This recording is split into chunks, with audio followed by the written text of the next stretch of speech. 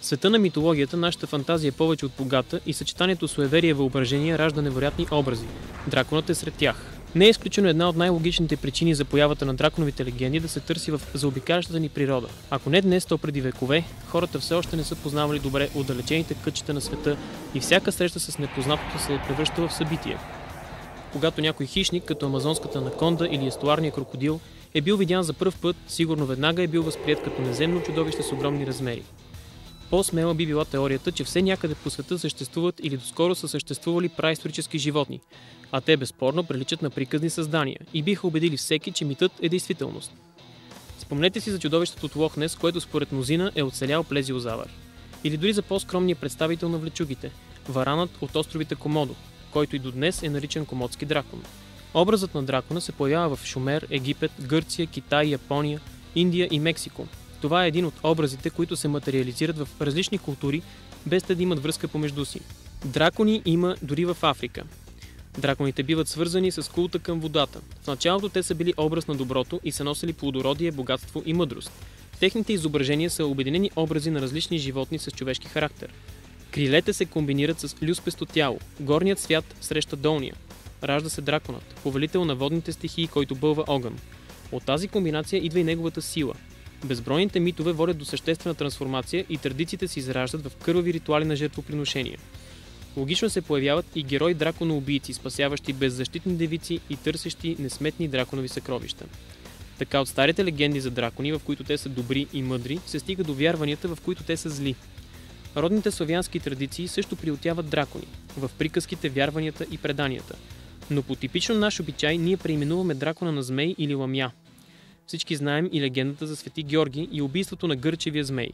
На свода на Троянския манастир самият Захар Изограф е изрисувал стенопис, изобразяващ Апокалипсиса, а самата душа на Апокалипсиса е представена от жена, възседнала многоглав дракон.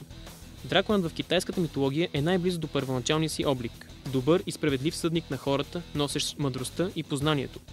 Като символ на властта, драконът е бил поставен върху облеклото на императорското семейство и на благородниците. Но за разлика от другите части на света, китайският дракон не е с криле. Така нареченият крилат дракон по китайските рисунки е изобразяван с придатъци, които повече приличат на рибешки перки, отколкото на могъщите криле, познатени от западните рисунки. Едно от уменията на дракона според китайските митове е намирането на перли или по-точно бълването им, така че перлите обикновено са представени обгърнати в пламъци.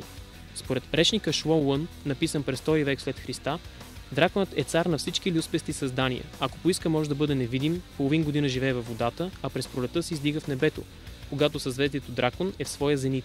В китайската литература са описани различни подвидове дракони. Небесен дракон, защитаващ царството на безсмъртните, драконът на духа, драконът на дъжда и други. От митологията черпят вдъхновение редица съвременни писатели. От патриарха на приказната фантастика Джон Толкин и неговите чудовища с колосални размери и неотолим гняв, до също толкова популярния Тери Пратчет и малките блатни дракони, населяващи света на диска. Стивън Кинг, Джоан Роулинг, Робърт Джордан, Роджер Зелъзни и много други също се вдъхновяват от тези приказни създания. Масовата култура ентусиазирано приветства драконите и ги превръща в свои звезди. Така не само в литературата, но и в киното ние ставаме свидетели на зрелищни змейлови авантюри. В киното драконът живее вече десетки години, но едва отскоро можем да му се радваме в пълния му блясък. Техническите нововъведения му позволиха да се превърне от гумен бутафорен макет в опасен и свиреп герой на фентазито и фантастиката. Днес филмите, в които има дракони, могат да бъдат както жалки опити за забавление, така и наистина достойни постижения на екранната магия. Към първите спада провалилата се адаптация по компютърната игра Dungeons & Dragons, а също и Царството на огъня, който смесва различни компоненти от жанровете фентази и научна фантастика.